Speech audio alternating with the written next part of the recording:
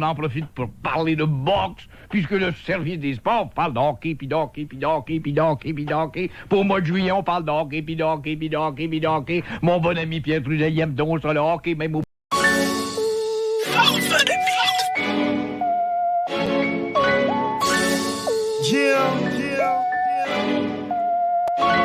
À force de faire des faux départs, on n'est pas parti à gauche. Quand tu regardais à droite, bootleg arrivait à gauche. Amoureux de la prose, c'est les mêmes apôtres. Yo, dis-leur que c'est pas fini, c'est le retour de la pause. Tu nous as pas vu venir slick comme des ninjas, pur comme du ginseng, peace comme un slingshot. On frappe ton angle mort avec des verses coup-ci. Tu nous as pas vu venir, Todd Bird tout dit. Tu pouvais pas le prédire, c'est comme la pire arnaque. C'est comme l'éclair où quand ton père fait une crise cardiaque. Un genre de kamikaze, trop fast comme Yanakadi. J'suis jamais amical quand j'blase comme Nagasaki. Tu l'as pas vu, c'est clair, j'suis comme une tempête de neige. Je sais dans ta tête, c'est la petite voix qui t'empêche de le faire. On fracasse l'instru, pas de place pour les incultes. Quelque chose à ton insu, mais pas juste des insultes. Bootleg se reforme avec une super prod. Et t'as pas vu le coup venir et tu le sens hyper con. C'est un uppercut pendant que t'attaches tes souliers. Ton entourage est crampé, personne ne fait rien. Parce qu'un bootleg crée la paralysie. De paragraphe en paragraphe, on te prend par le slip. Bootleg, viens voir ce qu'on peut faire ensemble. On va peut-être finir par s'entendre. Back ensemble, on a le rap dans le sang. C'est vrai ce qu'on chante, ou dis-moi qu'est-ce t'en penses. Back ensemble, on a le rap dans le sang. C'est vrai ce qu'on chante, ou dis-moi qu'est-ce t'en penses. Ferme ta porte, tes fenêtres et des rideaux. Y'a 9 bootleggers dans ta cour au free flow. Ferme ta porte, tes lunettes et des rideaux. Tes 9 mêmes gars prennent ta cour pour le studio. Appelle-moi Hitman, j'exécute les contrats. Dans mon cas, j'fais passer Judas pour un bon gars. Armé de 3 balles, 2 c'est pas de regret. J'pense déjà retraite, jamais shot de près. J'ai mon plan dans ma grotte à la Al-Qaïda. Hannibal, Bobby One, j'lance un nom Katrina. Le montant sur ta tête, c'est un nom que t'aurais pas dû dire. X sur ma liste pour un nom qui l'a pas vu venir. Telle une non-voyante qui retire ses vêtements après une longue attente. C'est dans ta face. Pire qu'une chirurgie plastique. Ton eyelash peut pas venir cacher des taches aussi drastiques. Je traîne dans les hôpitaux pour divertir les ciseaux, puis leur dire à l'oreille de courir avec des ciseaux. C'est avec brio que je vous fais faire le saut. Quand que je déterre les vieux os de Marcel Béliveau. Garde un œil ouvert quand tu dors. Ça prend plus qu'une porte pis des fenêtres pour me garder dehors. Tu m'as pas vu venir. J'ai la mauvaise habitude d'écrire des versets de feu pendant que je t'observe dormir un peu. Y'a les croque-mitaines, les Freddy Krueger, Jason X pis right next t'as le semi-blues. C'est pas le bootcamp click, non c'est les bootleggers. T'as des doutes, leg nous le mic. On est mortel, demande à Heath Ledger. Back ensemble, on a le rap dans le sang.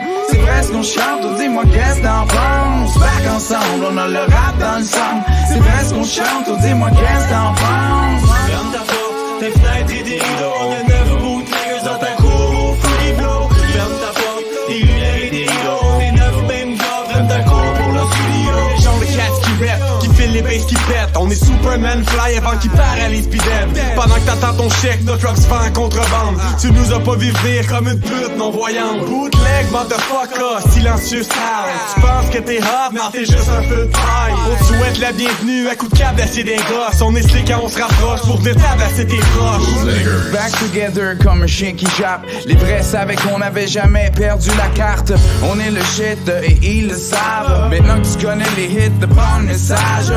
L'effort est pour ceux qui me croyaient mort. Confus, seul et unique mec de mon sort. J'suis arrivé à bon port, passe le mic de mon bord. Le son qui te fait sortir de ta zone de confort. Bootleg est back.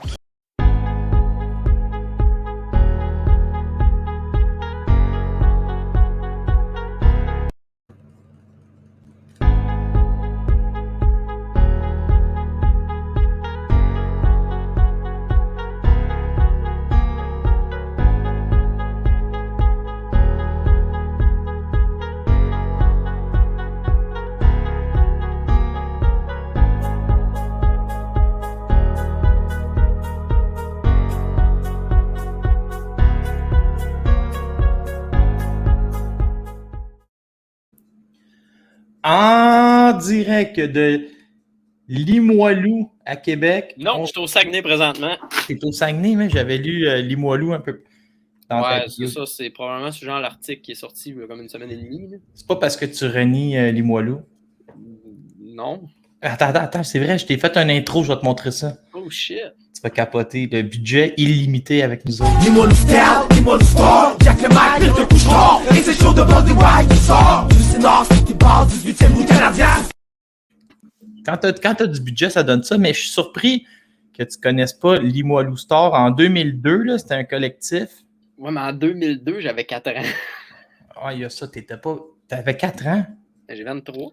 OK, t'as 23 ans. J'étais un flow, j'étais un enfant, j'étais un jeune bambin. Moi, je vais te le dire, là, puis c'est pas pour t'insulter, mais il y a 24 heures, je te connaissais pas. Puis là, je suis abonné à une radio qu'on n'a pas le droit de nommer à Montréal. OK, ouais, sinon tu te fais tirer des roches. Là. Ouais, mais moi, je l'écoute tout le temps parce que des fois, j'aime ça, écouter des gens. Moi, pour mon dire, quand j'écoute la radio, c'est pas grave si je suis pas d'accord avec toi ou si je suis d'accord. Ce que je veux, c'est être diverti, OK? Puis eux autres, ils me divertissent vraiment beaucoup pendant que je travaille. Je les adore. Pour vrai, je les aime beaucoup. Ils me font rire. Puis là, je regarde mes meilleurs moments. Puis là, je vois William Paquet nous parle de Yornedi Ougaz puis contre Manny Pacquiao. Moi, je manque jamais ça. Dès que quelqu'un parle de boxe, je me connecte. Puis après ça, je l'engage pour un contrat de 5 ans sur Boxing Town. C'est un vieux truc. C'est un truc de vieux routier. Ouais, mais là, après ça, là, il y a t'as déjà ta clientèle. Là. Charles Luce. Oui, Charles Luce. Je vais juste aller fermer ma porte. Ouais. Puis aussi. Ça, c'est un esti. Non. Moi, mais profite-en pour y envoyer peut-être une cote. Mais là, attends, j'ai mes notes. Moi, je veux savoir, OK, premièrement, qui est William Paquet? C'est ça, là, tu as fait tu étais invité comme analyste à une émission hier soir, puis là, tout de suite, même je t'ai contacté, je me suis dit, ces recherches sont déjà faites. Fait que je vais l'inviter pour parler de Ugas. Et là, après ça, j'ai fait mes recherches sur toi, et là, j'ai appris que, premièrement, tu rêves de passer chez les professionnels. Je sais pas, j'espère que ça n'a pas changé depuis 2020, parce que c'est dans un vieil article que j'ai vu ça. C'est sorti d'un article. Oui, c'est marqué William Paquet, humoriste et boxeur. Il caresse le rêve de boxer chez les professionnels. C'est dans un podcast que tu as fait là, sur Balado Québec. J'ai retrouvé ça. Ça se peut. C'est dans ton introduction. J'ai vu aussi que tu étais le partenaire d'entraînement de Sébastien Butch-Bouchard qui se bat la semaine prochaine contre un adversaire européen qu'on ne peut pas nommer le nom parce que Cléontis Pendarvi a attrapé la COVID, son adversaire de base. Donc, tu es à l'entraînement avec... On va parler de boxe en premier. Ça vient d'où ton amour de la boxe? 40 combats amateurs, puis pour te ramasser à être à faire l'entraînement avec Bouchard, il est assez bon, merci. Moi, je l'aime bien. C'est partenaire d'entraînement, il faut que tu suives, j'imagine. Oh, en masse.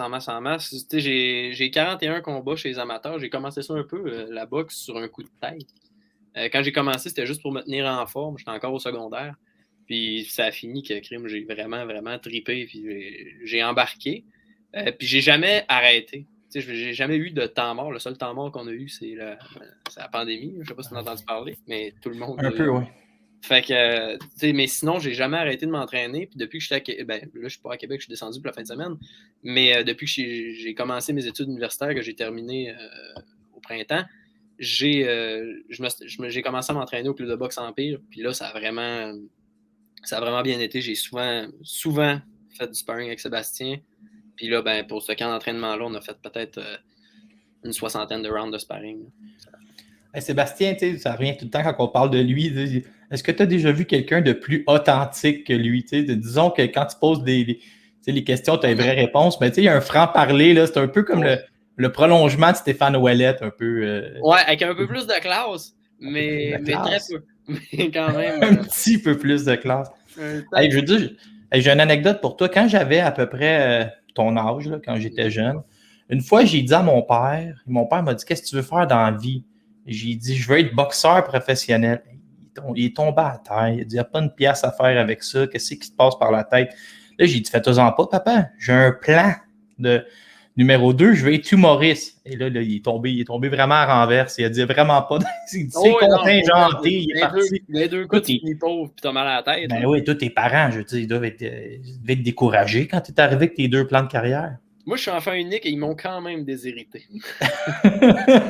Ça s'en va en curatelle publique. Ouais, non, mais pour vrai, j'ai une autre job aussi. J'ai une job de vie de tous les jours. Je viens de finir je suis journaliste de formation. Là, je travaille en communication pour une entreprise. Mais l'humour, ça a pas mal tout le temps été dans ma vie, je te dirais. Depuis que je suis jeune, J'ai tout le temps trippé vraiment beaucoup sur le stand-up.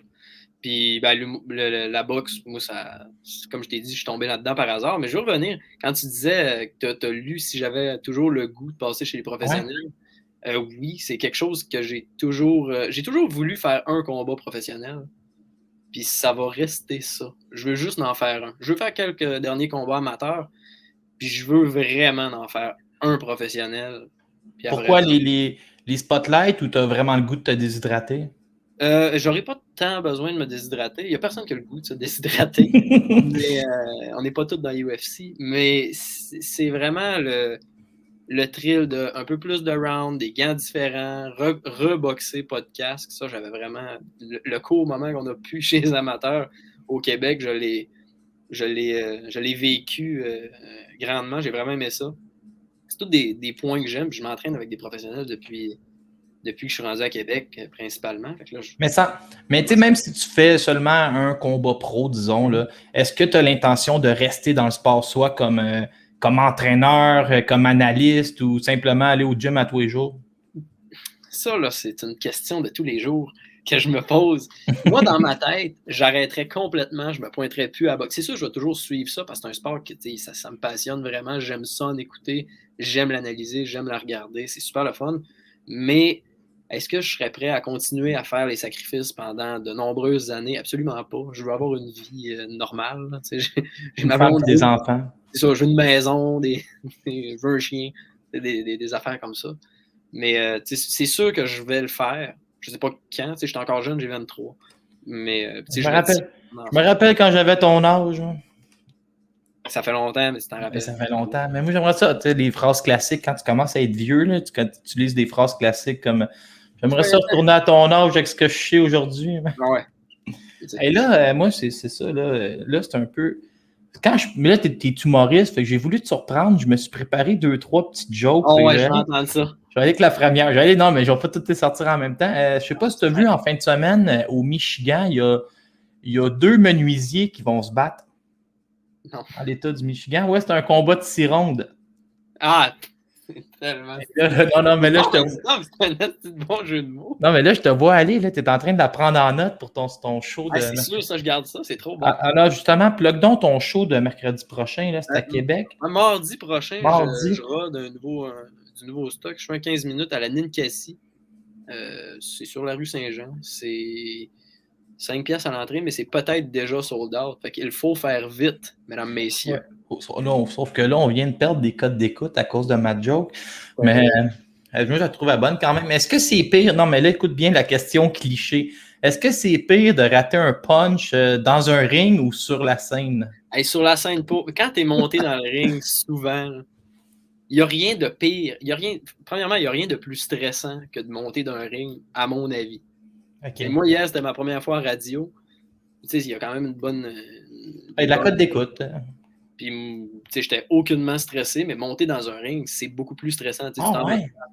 Moi, quand j'avais fait des chroniques au 91.9, là, tu sais, c'est là que je me suis rendu compte que dans la vie, il faut que tu brises ta zone de confort. Là, je donne des conseils aux gens à la maison. Quand tu brises ta zone de confort, puis qu'après ça, tu persévères, quelque chose qui pouvait te donner des nausées peut devenir relativement facile, sans dire que tu vas avoir le trac. Moi, ma première chronique au 91.9, j'ai pas dormi de la nuit. Puis là, après ça, de semaine en semaine, je dormais de mieux en mieux.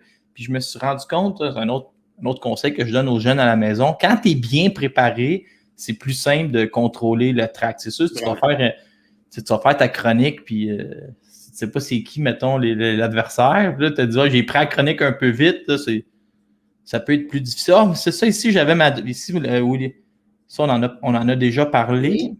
Attends, là, j'ai une joke numéro 2. Et là, je ne veux pas te sortir toutes mes punches en même temps, mais t'as-tu su qu'il y a deux boxeurs qui se sont battus dans une fruiterie il n'y a pas longtemps? Non. Il y en a un qui a eu des prunes, puis l'autre est tombé dans les pommes. Je l'ai vu plus venir que la première. Ouais, c'est pas ma mère. La première était bonne. La première, c'était... Ouais, c'est ça, mais là, j'ai tout mis en même temps. On va parler du combat qui s'en vient en fin de semaine. Oui. Moi, il faut que je te conte une anecdote. Okay? Je vais te conter ma première anecdote. Quand j'étais jeune, à peu près, Manny Pacquiao, là, il était arrivé, son premier gros combat, il avait pris un Marco Antonio Barrera pas mal un short notice, OK? Puis là, moi, je savais pas c'était qui Pacquiao. Tu sais, t'en as parlé que c'était qui Lempley, t'as dit hier qu'il y avait de la misère à nommer son nom. Ouais, il y avait de la misère à nommer son nom. Fait que là, moi, j'étais à l'époque où je m'en vais voir sur les sites de paris sportifs. Puis là, je vois que Marco Antonio Barrera, il paye 1,50 fois la mise par KO. Mais moi, je connais même pas son adversaire, Manny Pacquiao. Fait que j'essaye de rentrer ma carte de crédit, puis je suis pas capable. Je sais pas pourquoi. Puis là, je dis à mon père, prends ta carte, puis gage-moi tout de suite 500$ sur Barrera par KO. Voyons donc. Puis il l'a jamais fait. Il l'a jamais fait comme pour me protéger. Puis là, j'étais fâché. Puis là, j'écoutais le combat. Puis tu vas m'avoir fait perdre de l'argent. Puis hey, c'est un peu comme ça que Pacquiao s'est mis sa map en Amérique du Nord. Il avait sacré une moyenne volée à Barrera. Ouais. Puis il faut le faire, là. Il a été champion du monde dans... Tu sais, t'en as parlé, là, j'ai repris tes lignes. Il a été champion du monde dans 4 décennies. Ouais. 8 catégories de poids. Et demain, il pourrait être champion d'une 5e ceinture à 147 livres. C'est vraiment fou. Mais une affaire aussi que je sais pas si tu l'as déjà écouté, ce combat-là. Je sais pas si tout le monde l'a écouté, mais il faut vraiment écouter ce combat-là. Quand je me préparais, j'ai écouté les highlights de HBO quand HBO existe encore. Et le premier combat que Pacquiao a fait dans le sol américain pour une ceinture, c'était sur un short notice aussi. C'était contre Lelo Ledwaba. Je sais pas si tu as déjà vu ce combat-là. Non. Moi, j'ai pas de souvenir. C'est fou. Ledwaba, personne, je pense qu'il était champion en 118. Personne ne voulait le poigner. Il était vraiment dangereux. Son adversaire se blesse 2 semaines avant. Pacquiao, qui était comme ranké 6-7e, il dit, moi, y aller, moi. Il y va. Et il te l'a magané, là. Mais magané. C'est une des pires volées que j'ai vues, je pense, dans ces poids-là.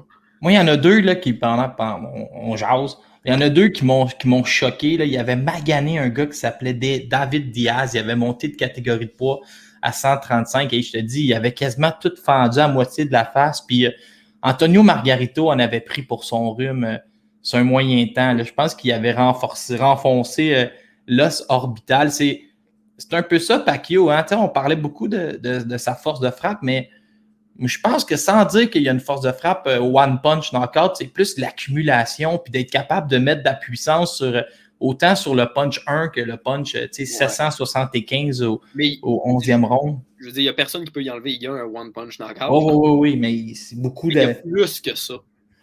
Il travaille sur l'accumulation. Toi, c'est quoi, mettons, ton souvenir de Pacquiao? Pacquiao, c'est parce qu'il y a tellement de... Je veux dire, il y a tellement de highlights. Je pense que c'est tous ces combats contre Marquez qui sont fous. C'est autant la fois où il s'est fait knocker que... même quand il se fait knocker, ça arrange pour que ce soit classique. Là, C'était tellement spectaculaire. Il gagnait... Il avait dominé ce round-là. Il a juste voulu en faire plus, je pense, pour donner un show. Puis, Marquez, ça faisait 4 combats qu'il essayait de la placer, sa shot. Il a réussi. Mais non, c'est des gros moments. Les combats contre Marquez, c'est des gros moments. Sinon, le combat contre Joshua Clottey, lui qu'on se fout le plus, puis moi aussi d'ailleurs. C'est juste, je voulais. Ben non, mais ça m'avait. Ce combat-là, je me rappelle. Moi, j'aimais bien Clottey. Je pense que Clottey il a rentré comme 85 coups de poing. Là. Il était vraiment terrorisé. Il essayait juste rien. Là. Lui, il est reparti dans son pays multimillionnaire, puis on l'a plus jamais revu. Là. Si on continue t'étais-tu choqué? Les 2 défaites qui s'est fait voler, là, Bradley 1 puis Jeff Horn, ça c'était gênant, les cartes des juges. Mais pire encore, le premier Bradley, honnêtement. Ben oui, ça c'est... Le premier Bradley, pour vrai, j'en parle puis je suis fâché. C'est comme inexplicable. Tu sais, dans le fond, ça finit 2-1, la trilogie, mais tu sais, Pacquiao a gagné comme 87% des rondes. Là, tu sais, il y a comme une... Non, c'est ridicule. Pour vrai, ce combat-là est une décision ridicule. Puis, tu sais, pour rajouter un peu au phénomène qui est Manny Pacquiao, je réfléchissais à ça aujourd'hui, puis il est dans une époque où, tu sais, lui, il a fait énormément d'argent, puis tu le vois arriver avec sa famille, il est religieux, puis là, il n'y a pas d'artifice, puis là, en comparaison avec, tu sais, Floyd Mayweather, qui, lui, c'est les autos, tu sais, on dirait que ça l'a bien servi, tu sais, à la lutte, pour être un bon de qualité, tu as besoin du méchant qui est comme vraiment de l'autre côté de la ligne, puis là, toi tu parais mieux parce que l'autre est encore plus méchant. On dirait que Pacquiao, ça l'a un peu aidé, tu sais, il donne de l'argent, il construit des maisons, mais il n'est pas parfait. Il y a eu des petites histoires de stéroïdes, des petits propos homophobes, mais ça a comme toujours bien passé parce que, anyway, Floyd allait paraître encore plus louche de l'autre côté. Tu fais comment? Floyd est pire. Ben oui, Floyd est pire. Oui, ça l'a servi. Ce combat-là, étais-tu déçu? On l'a comme pris 6 ou 7 ans à arriver, genre. Ouais, ben il est juste arrivé trop tard. Là. Il est arrivé trop tard. Ça aurait dû se faire un 5 ans avant.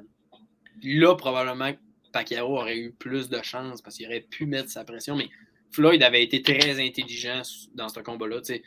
Pacquiao, quand il essayait de s'approcher, juste un jab. Là, il était obligé de se resetter puis recommencer. Mais c'était un combat. C'était un vrai combat de Floyd ennuyant.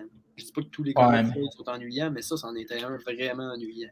On l'aimait pas, mais force est d'admettre qu'il était efficace. On va rentrer dans le gala de demain. Tu sais, des fois, quand un combat est annulé puis on a un adversaire de remplacement, tu sais, on est déçu. Mais là, il nous amène le champion Yordeni Ugas. Je ne sais pas si tu as remarqué à peser, Ugas a l'air de peser comme 35 livres de plus que Pacquiao. Là, il est vraiment... Pacquiao est tout petit. Ouais, c'est ça. L'autre est vraiment pris. Ugas, là, je t'ai sorti ici des statistiques, mais pas des statistiques contre-attaquant. Moi, je suis allé voir un peu son style. Vraiment, c'est un contre-attaquant. Et parfois, c'est eux qui ont un certain succès contre Pacquiao.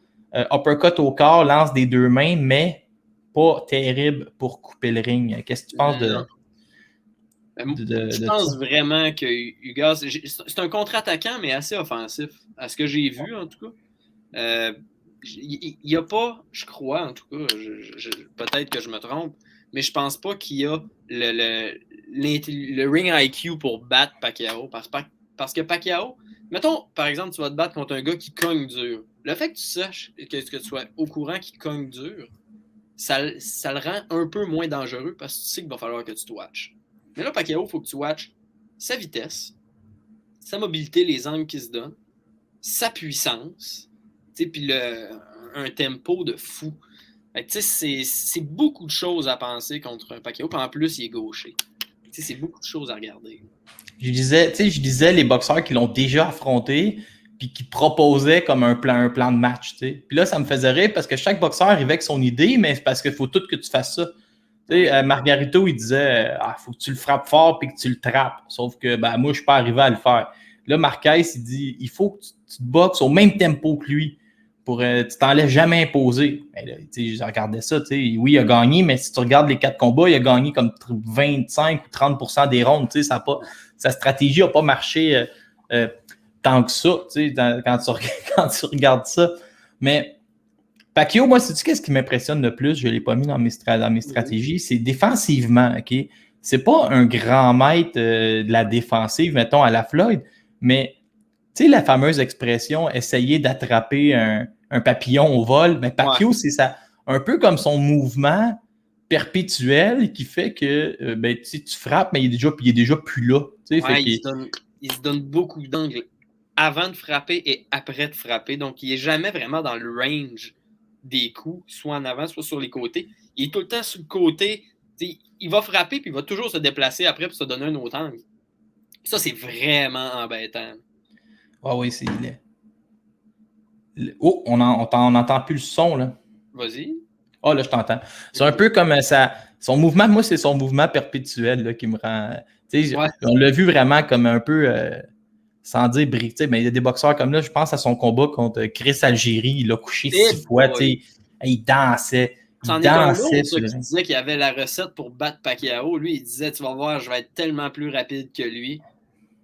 Puis Tim Bradley l'avait regardé puis il fait « Man, il s'est jamais battu contre Pacquiao. Là. Je pense qu'il comprend pas. » Là. Mais ça, moi, dans mes souvenirs de la Hoya, il avait mangé une bonne volée. Puis il y a un jeu. Ça, là, c'est une affaire, je vais t'en parler. Tu sais, les juges, quand ils font un mauvais diagnostic, un mauvais verdict, on dirait que ça fait mal, genre, dans les années qui suivent. Tu sais, moi, le combat, genre, dans ma tête, je m'en rappelais, tu sais, si De La Hoya a mangé une volée, là, je regarde, il y a un juge qui a un combat nul, tu sais. On dirait que les juges, ils me laissent une mauvaise impression. Il va falloir que je regarde tous les combats que je réécoute. C'est ça, Pacquiao. C'est son nom dont on a parlé de Ugas. comment tu vois Ugas? Mettons, là, je te demande qu'est-ce qu'il faut que Ugas fasse pour gagner demain? Le combat de sa vie. C'est ça qu'il faut qu'il fasse. Parce que même si Pacquiao a 42 ans, même s'il est vraiment en fin de carrière, là, je veux dire, c'est pas le Pacquiao de 2008, mais il faut qu'il sorte quand même le combat de sa vie. Parce que je pense qu'il faut qu'il soit l'agresseur, qu'il ait une bonne défensive, qu'il se fasse pas trop toucher, qu'il soit capable de contre-attaquer, finir les échanges au final. Parce que Pacquiao, d'après moi, Ugas n'est pas reconnu pour une force de frappe de malade mental. Fait que ça me surprendrait vraiment que Pacquiao le respecte beaucoup. Keith Thurman est un gars qui cogne assez dur. Puis Pacquiao l'a pas tant respecté. Hey, Thurman, je pense qu'il célèbre aujourd'hui ou dans les prochains jours son 2 ans d'inactivité. On le salue. Hey, moi, Thurman, là, j'ai jamais vu comme un gars qui allait peut-être marcher sa division, unifier les catégories de poids, mais moi, je l'aimais bien, Thurman, puis il faisait tout le temps quand même des combats serrés, puis on l'a vu contre Garcia. Je me dis, quel gaspillage que ce gars-là soit pas dans le ring. Je te dis pas de se battre aux 3 semaines, mais mettons, ne serait-ce qu'aux 9 mois, au lieu de se battre aux 2 ans. Ça, c'est une de mes tristesses. Ici, regarde ça, les notes que j'ai prises. Champion dans 8 divisions, pourrait mettre la main sur un 5e titre. Différent chez 147 livres. Il y a quelque chose, par exemple, j'ai écouté ta chronique 2-3 fois, hein, j'ai pris des notes. Toi, tu as l'impression que Pacquiao, ça pourrait être son dernier combat à cause de la politique. Qu'est-ce qui est arrivé? Lui, il est sénateur, puis là, il pourrait comme upgrader gouverneur, puis il pourrait plus se battre. Là, quelque chose comme ça. C'est ça qu'il avait laissé sous-entendre que c'était peut-être son dernier combat. Il l'a laissé sous-entendre cette semaine dans un média américain que j'ai lu. Là. Mais honnêtement, je peux pas me prononcer pour lui. Je le connais pas assez personnellement. Mais je veux dire, ça serait quand même un peu logique aussi. Il voudrait se consacrer plus dans son pays. Je pense pour vrai, il n'y a personne qui a le CV de Manny Pacquiao à l'heure actuelle dans la boxe. Tu ne reverras pas ça non plus. Là. 8 catégories de poids, faut que tu partes bon en maudit pour en monter 8. Là. Oui, puis être capable surtout de knocker les gars. Même, il a commencé à 118, à 140, knocker des gars pareils. T'as pas l'impression que si, mettons, il l'emporte et il fait une grande performance, il pourra pas genre laisser ça aller puis il va vouloir Spence, même Thurman, on a l'air d'oublier ça, mais Spence, le combat était déjà signé, il était prêt. Mais ça, c'est une autre affaire que moi, je fais beaucoup d'éloges sur Pacquiao ce soir, mais c'est vrai qu'il a marqué. Si tu es un fan de boxe, toi, là, je viens de penser à ça, tu as 23 ans, Pacquiao, ça fait 24 ans qu'il est pro. Tu n'as jamais vécu une journée que Pacquiao n'était pas un boxeur actif. Exactement. Mais c'est un peu ça qui est impressionnant. Pacquiao a littéralement affronté tout le monde dans genre 3 décennies, puis il revient contre Errol Spence. Mais Errol Spence, on va se le dire, c'est une machine à tuer. Là, il fallait pas compter Manny Pacquiao. Non. Je le sais, mais tu sais, ce qu'il a fait à Mickey Garcia, genre, il a lancé, je pense, 1000 coups de poing, s'il lançait en puissance. Puis, tu sais, Pacquiao, c'est un peu ça aussi qui fait de Pacquiao. Puis ça, je suis content parce que, tu sais, en boxe, il y a des affaires que je déplore, c'est que le zéro, tu sais, le zéro est tellement important qu'on va surprotéger des gars. Ouais. Pacquiao, il y en a des défaites, puis regarde, il est revenu de ça, ce qui le rend encore plus impressionnant, je pense. Ben, à la base, il se mettait en danger parce qu'il montait tellement tout le temps de catégorie de poids. Pacquiao, qu'est-ce que tu vois demain, un Pacquiao classique? Des fois, il y a eu des moments, des combats où Pacquiao était quand même, sans dire qu'il y avait des passages à vide, il y a eu des moments où il travaillait plus en explosion, était peut-être moins constant. Plus moyen, moins comme le combat comme Jeff Horn n'était pas son meilleur. Pareil. Non. C'était pas son meilleur. Mais je pense que demain, on peut voir un Pacquiao en forme, un Pacquiao rapide comme avant. Je pense que Ugas est un gars qui... C'est pas un gars, c'est pas un félin comme Mayweather. Là. Ça va être un gars qui va pas tant bouger la tête assez pour déranger les frappes de Pacquiao. Je pense que c'est un adversaire beaucoup, beaucoup moins dangereux qu'Errol Spence. Puis, Errol Spence, je veux dire, l'honneur est tout à Manny Pacquiao d'avoir pris ce combat-là. Mais le pourquoi, je pense que ça va peut-être être son dernier combat. Faut pas oublier, ça fait 2 ans qu'il ne s'est pas battu. Pratiquement 2 ans. Et Ouais. c'est bien dommage, mais s'il attend encore, mettons, un autre 2 ans, il va avoir 44 ans, puis là, la vitesse, elle va dropper un moment donné, même si c'est une force de la nature. Pacquiao, elle va dropper. Là. Et l'âge nous rattrape tous. As-tu remarqué, je sais que tu as raconté que tu as écouté la conférence de presse. C'était quand même drôle de voir les deux gars avec la même ceinture sur l'épaule. Hein? La WBA qui se complaît dans le ridicule. Les deux gars, pour vrai, là. ils avaient la ceinture, ils ne savaient pas quoi faire. Ils ont jamais du même base parce que c'est la même ceinture. C'est genre, on se bat pour la. On peut pas. C'est pas un qui est champion 154, l'autre à 147, puis je sais pas, il y a un catchweight, là, sinon ils ont la même. C'est la même ceinture. Ils l'ont enlevé à Pacquiao, il l'a sur l'épaule. Non, ça c'est ridicule, mais la WBA ne cesse de se ridiculiser dans la boxe présentement. Là. Mais c'est de voir les deux, tu sais, qui peuvent même pas se parler. Genre, je pense qu'il y en a un qui parle espagnol, l'autre, il baragouine l'anglais, mais là. Genre, leur visage voulait tout dire. Ah là, t'es pas prêt. Celle-là, c'est la pire. Là. Celle-là, c'est juste parce que jamais 203, je voulais pas faire juste 2 jokes. Là, mais... Ben vas-y, je l'attends de pied ferme. Ah non, j'ai peur de briser ma carrière sur une joke. Une fois, c'est un boxeur, il monte dans le ring, puis il se fait frapper à 2 mains et ça rentre. Clac, clac, clac. Il est fendu sur le bord de la mâchoire. Il va dans son coin. Son coach, pour l'encourager, il dit il touche pas, continue, ça va bien. Ça va faire le 2e round, il se fait frapper, il est ouvert sur l'arcade sourcilière. Fait que son coach, il dit il touche pas. Et il s'en va faire le 3e round. Il se fait casser le nez. Fait que là, il a l'arcade sourcilière brisée, il est fendu sur le bord de la bouche, il a le nez cassé. Son coach, ça va bien, il touche pas. Fait que le boxeur, en 2 respirations difficiles, il dit surveille l'arbitre parce qu'il y a quelqu'un qui me frappe. Crème, on dirait que tu me parles des plans de match de Chris Arreola. Chris a aimé, mais. Même qui a boxé ou pour Moi, j'aime ça comme. Moi, on dirait chaque boxeur, j'ai une anecdote. Tu sais, Chris Arreola, je pense qu'il avait gagné son championnat ou je me rappelle plus quoi, puis il avait genre juste dérapé, là. Tu sais, c'est au début d'Instagram, puis tu le voyais jouer au DJ dans des bars à chaque soir, là. On le voyait que ça allait pas bien finir, là. Il prenait le micro, puis il criait shooter, puis il buvait direct dans le 41, là. Je l'adore. C'est pas simplement de remporter le titre, c'est de le conserver. Ça n'a pas duré longtemps. Drôle, là. Hey, mais merci d'avoir été là. Mais attends, j'avais une dernière affaire. Prédiction finale. Prédiction finale. J'ose, si c'est le dernier combat de Manny Pacquiao, parce que jamais je vais gager contre Pacquiao, si c'est le Pacquiao des beaux jours, je pense qu'il peut l'arrêter. Puis dans late round, là, à partir du 9. T'sais. Et moi, quand je fais une prédiction, là, je veux vraiment que ce soit compliqué. Là, comme ça, genre, je passe pour un génie si ça fonctionne. 2 juges à 116, 112, puis un 114, 114, juste pour créer un peu de drama, pour qu'on se dise ça prend-tu une revanche contre Ugas ou on va contre Errol Spence? Fait que Pacquiao, par décision majoritaire, avec un juge qui donne une nulle, juste pour mettre...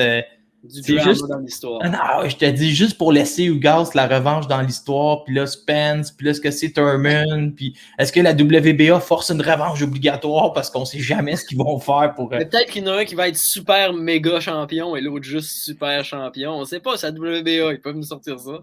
Ah ouais, ou tu sais, non, mais la paix, là, tu sais, on parle des ceintures, je pense que la paix, c'est la WBC franchise où le gars ne peut jamais la perdre. Mais si tu bats le franchise, ils t'en font une. Ben oui, mais c'est génie cette histoire-là.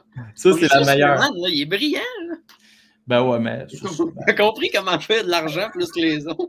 Je sais pas s'il est brillant. Fait que, ben, à la maison, abonnez-vous. Là, j'ai mis ça en bas d'écran, regarde ça. Trop fort.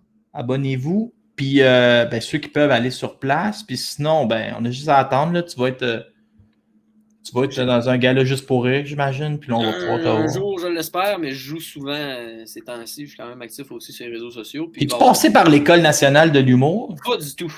Ça, on a tout le monde en parler. C'est comme je me suis toujours posé la question. Moi, dans ma tête, je me suis dit, genre, ils te font payer, mais en échange, ils te donnent des places sur leur show ou tu peux t'en sortir autrement? Tu peux t'en sortir autrement. Moi, j'ai commencé sur un tape game à Jonquière dans une soirée d'humour. Puis quand je suis arrivé à Québec, ben, j'ai continué. Je me suis fait des contacts.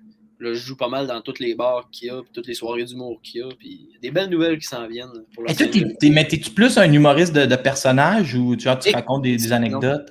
Non, moi, je suis un gars d'observation. Je fais de l'humour d'observation. OK. Même que je parle jamais de la boxe sur scène. Et ça, c'est ça. Il faudrait peut-être que j'en parle un jour, là, mais j'en ai jamais encore parlé. Tu pourrais faire un personnage de boxeur, mais tu sais, le vieux cliché, là, tu rentres avec un bandage sur la tête et un œil au beurre noir. Oui, ça serait spécial. Spécial. Je suis pas... Dans les bars, je suis pas sûr la foule serait si enthousiaste. D'après moi, ça serait hostile. Eh bien, merci d'avoir fait ça. On reprend ça un jour, puis maintenant, ben, dis-toi que tu as au moins des millions de fans de plus. Ben, des millions, c'est sûr. T'es bien plus big que la radio d'hier. Là. Non, ben, je sais pas, mais peut-être. Écoute, tu me réécriras pour me dire si tu as eu plus de likes dans les prochaines 24 heures que dans le dernier 24. On va faire une compétition. C'est sûr, on va faire une compétition, puis je vais tricher un peu, puis tu vas gagner. OK, hey, mais merci, à la prochaine. Parfait, à la prochaine. Bye. Bye.